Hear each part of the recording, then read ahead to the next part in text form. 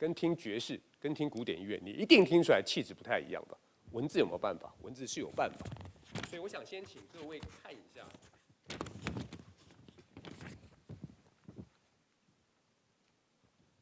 糟糕，发现这好像不是照。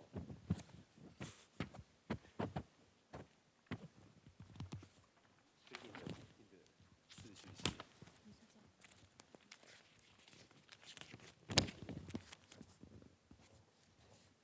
我们先看一下，就是它印在最后，普通讲义的最后，语言的那一块，就是第六单元。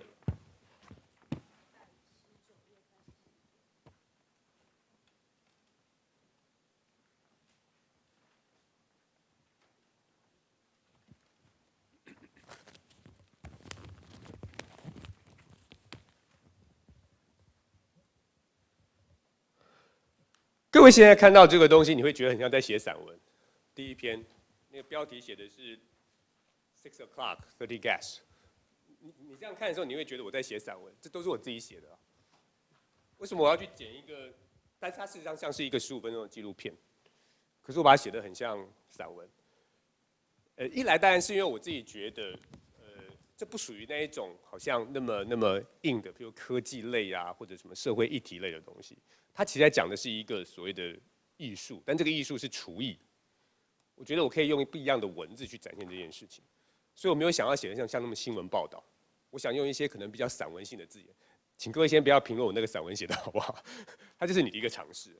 所以一开始我写的东西就像是某一些画面的描述，还有如果你做的是导演这个工作，我会建议你在写字的时候尝试着写一些画面能够想象出来的东西。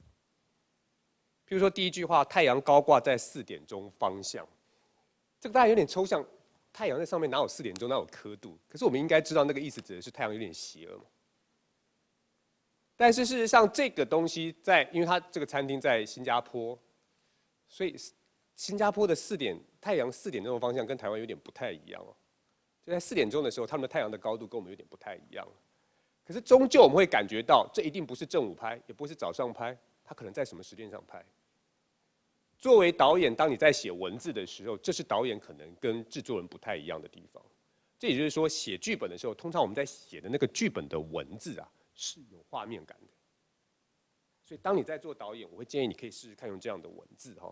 所以街道在明亮的阴影下摇晃，这个字也应该很容易懂，就是影子嘛。所以好像也不会想象不出来画面，可是你还是会觉得这很像是某一种白描的文字在写。我在写这整篇的时候，事实上是也不瞒各位讲，这个片子最后当然是没有跟着公开播放了哈，因为跟那个我记录的人有点关系。这个记录人大家可能也知道，就江振成先生。各位有去过他的餐厅吃饭吗？那个 Roll 那个餐厅，现在是台湾知名人士哦。他在新加坡的餐厅，我那时候就帮他拍了一个这样的纪录片哦。那我当然着重在我去看到的一些现象，我在现场看到什么东西，然后去结构一件事情。这里面有一个中心思想，其实就是那个片名。他每天是在6点的时候会开始当天，他虽然有午餐，不过午餐通常比较不重要，晚餐一定是最重要的东西。那他餐厅非常小，每次只能收30个客人。所以我想要讲这件事情呢，就从6点开始服务30个人，因为他有讲一段很重要的话，我觉得很重要。他说开餐厅最大的乐趣，不是让全世界人知道，虽然他现在是全世界人都知道，最终的目的心里面一定希望让全世界都知道。不过他说他那个餐厅的目的是每天让30个人快乐。我是听了他这句话之后，我才希望最后有一个很重要的中心扣在这件事情上面。一个厨师最大的价值是什么？其实没有那么的伟大。不是变成米其林3星的餐厅，不是得到世界冠军餐厅，他其实每天就让30个人快乐。这个又切入到另外的东西，就是你怎么去切入这件事情。有的时候，尤其老实说，当你做的是政府或者大企业的时候，通常喜欢把小的说得很大，小事情说到很伟大很伟大。所以动不动就讲我们有宏伟的视野啊，我们有那个远大的眼光，我们有远见啊，我们怎么讲了一堆，反正就打那个高空。这是比较大的机构来讲。但是话又说回来，我们的经验是这种东西看多你都有点麻痹，对不对？你讲归讲，我根本没感觉，我没有感觉，反正你就讲嘛，你就是8大政策、10大口号，你没有感觉。可是相对的要贴近一般人，我们知道现在为什么那么多的部落客会有名，其实他们讲出来的话都不伟大啊。他跟你讲说，我今天去哪里旅游啦，这里有一道小点心，我吃下去的时候什么感觉啊？现在的确是这样的。所以如果我们希望它东西比较亲民一点，大家比较喜欢，其实我们要回到一般人喜欢什么东西。所以如果我当在写这个，我一开始就在想，我可以看到很多东西，譬如它的装潢很厉害，什么东西，它菜也很厉害，我们可以讲说他菜做的可以得到几个世界冠军，我也可以讲这件事。为什么没有讲这件事情？我觉得如果你是一个客人，你最重要想要觉得贴心的是什么？是有一个厨师，很伟大的厨师，只为了让你开心而已。所以当初的切入点在这个地方。所以相对的，其实这个片子我自己等于算是监制，因为我从开始在做这个片子的时候，我就直接接触所有的事情。我一开始想要做这个片子的时候，我有一些企图心。当然我自己也是导演，所以我也希望它有一些风格的调性上面的东西。所以在文字上面，我希望它不要那么的生硬，每天讲一些好像世界第一、世界第二那样的，有点太炫耀自己。我反而希望让它比较 humble 一点，谦卑一点。我只是想让那30个人快快乐乐就好了。我们被人讲这件事情。当然，各位看到这些东西的时候，有些东西怎么让它变成视觉化的东西很重要。比如说，我看到在新加坡很热，所以他们那些饮料每天都是放在冰镇的状况。那个酒它没有办法像台湾，可能打开之后就放在你旁边。但台湾高级的餐厅旁边也是放个冰桶嘛。可是通常我们平常喝就放在桌上就好，它不行。所以他只要下午要开的时候，他就在那个室内里面摆一个好大好大的。我想象的很像是那种以前杨贵妃要吃冰的东西一样，好大的一大块冰块，然后东西要插在那里面，你就会看到那个在流汗那个东西。你观察到那个细细的现象，那我们通常看到很多东西会冒汗，这个感觉好像都跟我们讲，好像就是会炎热的地方的沁凉的感觉，所以我反而会专注在写这种字眼，我都在抓那个小小的细节，而不是在抓那个很大很大的事件。所以你会看到了冰镇的酒瓶在熨斗的蒸汽后面滴着汗水，那怎么会有熨斗？他们的桌布每一天要开都要烫，一定都要烫。然后烫完之后就要量那个尺度，量那个线，折下来几公分，离桌子几公分。所以你最后终究看到都是这些小小的细节，可是我必须先在这个文字上面的时候描述出来。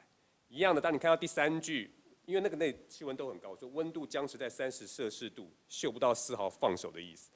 这句话讲的就更抽象一点了。放手，难道真的是要放手吗？我不知道将来影像要怎么传达，可是在那时候我很想让大家知道，那里热真的热到很受不了，你被那个热气给包住啊。就好像你被人家牵手，各位有没有被人家牵手的时候，那个黏黏的汗你又不能放掉那种经验？有人很汗手，他牵着你，你很想把他给摆脱，你又不能摆脱。我就是在想那件事情，我受不了了，我这里热到门都受不了，但是我就是不能摆脱。所以我不太知道说怎么去跟大家讲这件事情，但我觉得大家，尤其做导演的导播，可以尝试着用这样的文字去描述一些东西。那种文字有一种生活的感觉，人好像会体会到那件事情。而一旦你能够找到这件事情的时候，看的人就像你平常看文学一样，就应该会有感觉，会有感受。当然，这个感受可能各自的解读不一样。可是我们知道，其实通常你的东西都有一定设定的乐听众。如果你就是要给这种乐听众，你就不必太担心他完全不能体会你的东西。我们知道江振成的餐厅去的人，不是文青就是贵妇。我们非常清楚这种人，所以我们并不担心他们会完全不懂。就算他不懂，他还是会装懂。就好像我们去看画的时候啊，那个毕卡索画放在那，其实大家都没有看懂，对，在那看。可是我们一定要说懂、厉害、高。其实走出来的时候在想，他到底画什么东西吧？哈，吃饭这件事也是一样。但曲高和寡有的时候不是一件坏事。我比如说在现在不见得是坏事，因为太多人喜欢从众，所以当你曲高的时候，只要真的高到很高。那个 opinion leader 说他很棒很棒很屌很屌的时候，后面有一群人怕自己变得不屌的时候，就会跟上去靠上去。他的确会让，那他是不是坏事？我觉得不是，因为他有时候会逼迫一些其实不懂的人想办法去懂。这就是我说的，台湾的影视圈有时候缺乏的魄力。我们一直在希望让别人完全看得懂，我们就忘记我们可能可以做一些现在他看不懂的东西，逼迫他去学懂嘛。这有点像是侯孝贤说的，对不对？我不做观众，我是背对观众。我们如果太面对观众，会有一个麻烦是，我一直在想观众现在会看懂什么东西。可是我一直给这个东西，观众层次就不会提高。那么我想做那个观众看不懂的事情，我就永远没有机会做。只是这个程度拿捏要非常非常的巧妙。你每一次可能都是放一点点他不懂的，放80%他懂的，下次你变成30%他不懂的，70%他懂的。当然，如果你成功，很多人看你，你就会发现，慢慢你就可以放越多越多别人不懂的。如果你得了一个最佳导演的时候，你可以放整部都别人不懂的，可是还是会有人去看。这个是我觉得它是一个慢慢必须要去突破的尝试。那建议大家有机会的时候，如果你真的掌握到这机会的时候，也没有太多束缚的时候，去尝试一下这些事情，它是有机会做到的。那当然，整件事情我们现在看到这个东西有一个主角嘛，就是江振成先生。所以到了这一段后面的时候，我开始讲到说，时间有点接近到6点的刻度。那时候讲说时间踢踢踏踏的迫近了6的刻度，其实就讲快要6点。那我为什么用这个踏，就没有用那个平常我们用的踏？这也有点原因呢。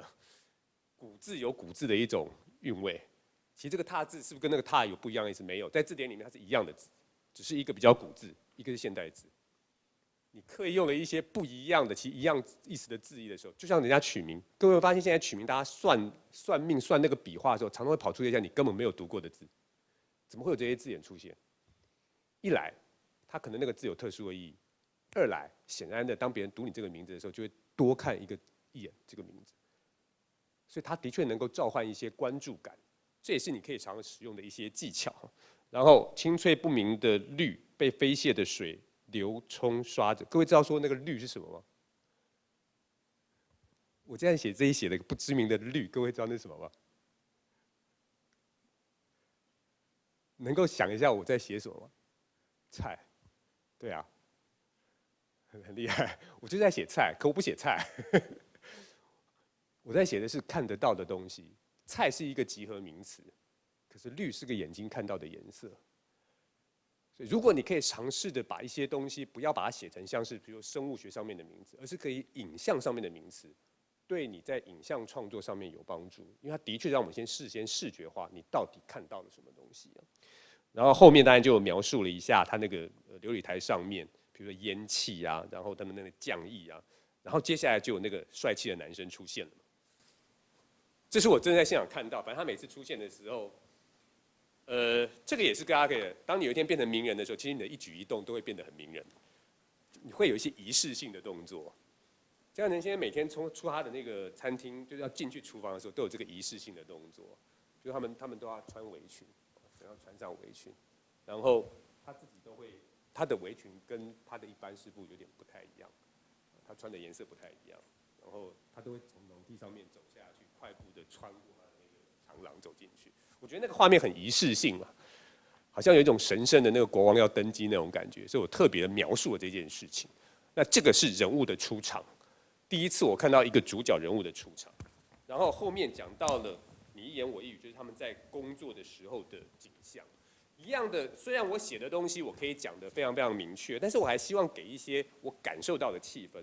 所以我感觉大家，因为他们讲话其实非常有趣，你有时候讲话的时候你听不到他们在讲什么。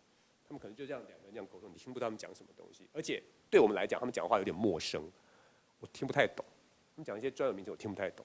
当我们听不懂那种东西，那种感觉是什么？就好像各位现在可能开始觉得我讲课很无聊的时候，都会觉得像是梦里面听到某些呢喃的梦话，对。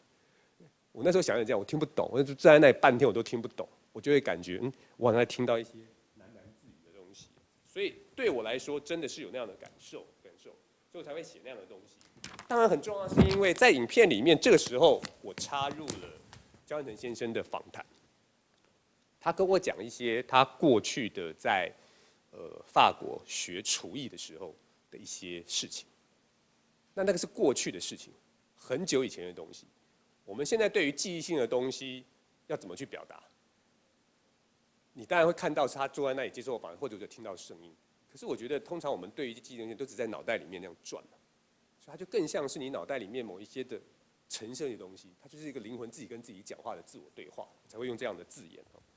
当然，我想这样的东西对各位来说，它就是一个 sample， 它还蛮长的。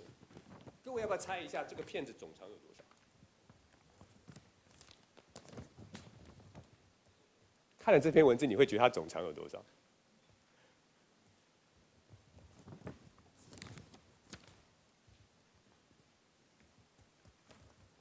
有人猜30分钟，有更长的吗？10分钟，有更短的吗？其实我最后剪出来是15分钟，15分钟。有的时候其实文字的比例跟那个影像比例有点不太成比例。你的文字有些写得很长，最后影像其实没有那么长。有的时候其实文字很少，影像还蛮长的。所以这个也是一个我说过文字跟影像之间转换的一个困难的瓶颈。很多人没有办法知道这样的文字转成影像会多长，通常导演自己会比较知道。该糟的是客户不知道，就你上面的上级长官不知道，他看到很长之后他就很担心了。你是要做1小时节目，我不叫你做15分钟就好了吗？那你后面工作人员也会担心了，导演不是吧？你这样做这么长的话，我们要花3倍预算，所以这的确是一个风险。所以这是为什么说做纪录片或做新闻报道的风险，其实我觉得有时候比做广告风险高。我们做广告、做电影的时候，多多少少就把那分镜都画下来。但像这个片子完全没有分镜，我们就是现场看到什么东西就回来写文字，到了现场的时候再重新去捕捉那个极光片，所以那个风险的确高。那这个时候导演跟所有人的沟通就更重要，你得让他们相信不会那么长，不会那么长，不会那么长。我的经验常常是，有的时候我去做完，即使我有分镜脚本，我的下面的执行工作人员都没有办法从分镜里面知道你到底在做什么，你到底会变什么样子，直到你一段一段把它拼凑起来的时候，他们才会理解。这的确是一个蛮大的 gap。我不确定说这个 gap 有没有什么好的方法去弥补回来，但是导演这个责任最重要就是想办法把那个 gap 一点一点把它消弭掉，串接起来。但导演的可怕也在这，有的时候你会发现你本来这样想，最后做出来的时候跑到另外一个地方就走中了，我今天走另外一件事情了。那你怎么样去弥补，去重新的填充回来，靠一些方法去补救回来，这是导演非常非常在执行上面，有时候你光想完之后，在执行上面碰到困难的时候，你该怎么样去克服到这样的困难？那这样的东西的话，当然今天并不太特别讲导演的东西，不过我觉得我自己的工作里面也会碰到这样的障碍，也许我们有时间可以分享一下。可是如果我们现在撇开这一篇，往后看，各位看ASUS的那个东西的时候，你就会发现我写的话都很直白。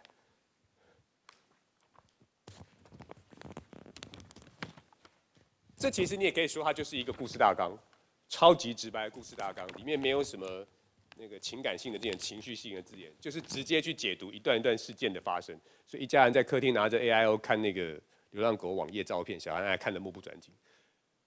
你看这个东西，你会突然会发现，那个语风不带感情，不太谈感情的事情，怎么会这样？这是一个广告。那为什么我对ASUS要这样讲话？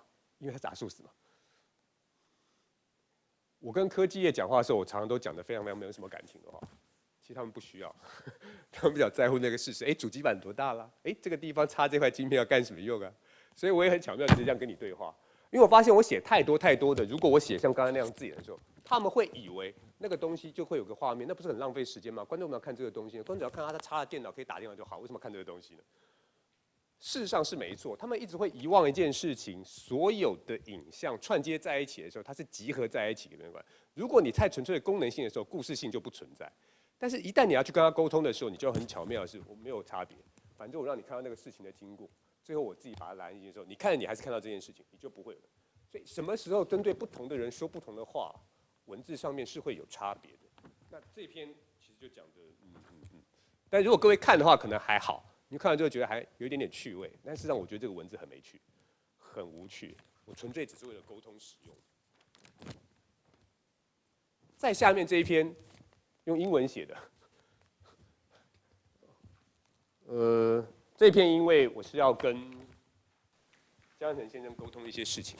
我拍第一次江汉成的时候，其实我们在做东西的时候，我们在想一个主题，所以你会看到这里面常常是2个人沟通完之后，我做出来一些结论。这个影片里面应该是，那为什么会变这样？因为其实我在跟江汉成做另外一个片子的第一次我跟他合作的时候，其实我们并没有去想做一个广告或任何的东西，他也不是我的业主，我们纯粹像是2个创作者，你创作一部分，我创作一部分，所以我们在沟通的只是一些2个人的思考上面的事情，我没有任务要去跟他呈报客户，你现在要知道什么东西。所以相对的，我们出现的文字常常都是这种讲话的只字片语，我把它给截录下来。只是我们都会抓到一些重点，比如说我们希望这个片子琢磨在手这件事情，为什么想要在手这件事情上面？所以有的时候你通常在解释的时候，你在写的时候，只是一些主题、主张、思考的东西要贯穿，所以我们会把一些东西特别给 highlight 起来，因为我们认为做很多事情，手是很重要的关键的，那个 backbone 指的应该是就像脊椎一样的重要。